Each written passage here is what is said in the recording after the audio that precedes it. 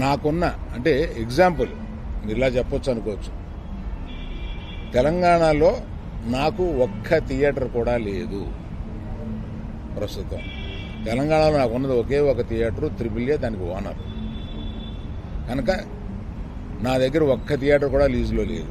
ఆంధ్రాలో కూడా అన్నీ వదిలేసుకుంటా వచ్చేసి నా దగ్గర మొత్తం 1500 థియేటర్లు ఆంధ్రాలో ఉంటే, అదే మొత్తం తెలుగు రాష్ట్రాల్లో ఉంటే నా దగ్గర 15 లోపు ఉన్నాయి.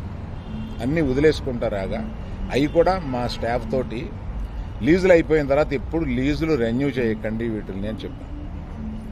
కనుక నా దగ్గర ఆ థియేటర్లు లేవు. ఎందువల్ల నన్ను అంటే పాత అలవాటు కొద్దీ అందరూ నన్ను ఆ నలుగురులో అదేదో ఫోటోలు వేయడానికి మాది బాగుంటాయి కనుక అందరూ పెద్దల ఫోటోలు వేస్తా, విమర్శకు బాగుంటుంది కనుక కొంచెం అలా విమర్శిస్తున్నారు. నేను దయచేసి మీడియా మిత్రులను అడిగేది ఏంటంటే, ఆ నలుగురు అని వేసేటప్పుడు నన్ను కలపకండి. నేను లేను, ఆ వ్యాపారంలో లేను. నేను అన్నీ వదిలేశాను. 1500 థియేటర్లకి 15 మాత్రమే, 15 లోపే నా దగ్గర ఉన్నాయి. అవి కూడా త్వరలో నా దగ్గర ఉండవు, వద్దని చెప్పాను.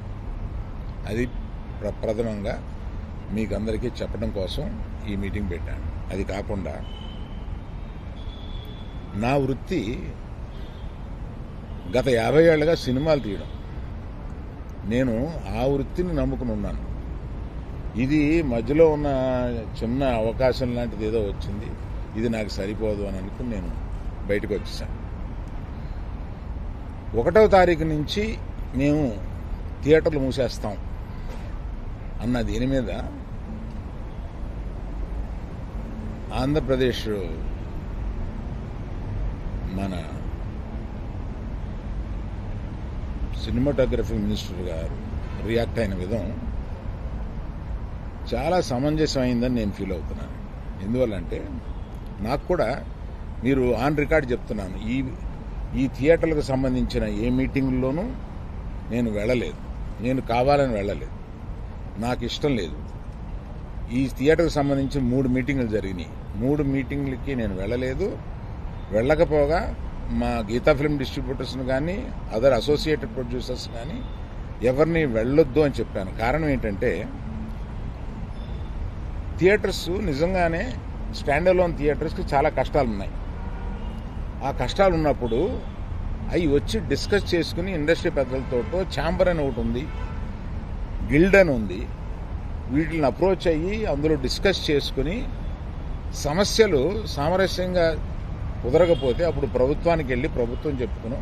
ఎక్కడో ఏదో కుదరక అన్నీ ఫెయిల్ అయినప్పుడు, అయితే అన్నీ ఫెయిల్ అయినాయి కనుక మేము మూసుకుంటున్నాము, 1వ తారీఖు నుంచి మేము మూసేస్తాము అని అంటున్నారు. మూసేయడానికి ఏకపక్షంగా మీరు తీసుకునే ఈ నిర్ణయానికి నేను వెళ్ళి అక్కడ కూర్చుని మాట్లాడను అని నాకు చిరాకు కలిగి నేను వెళ్ళా.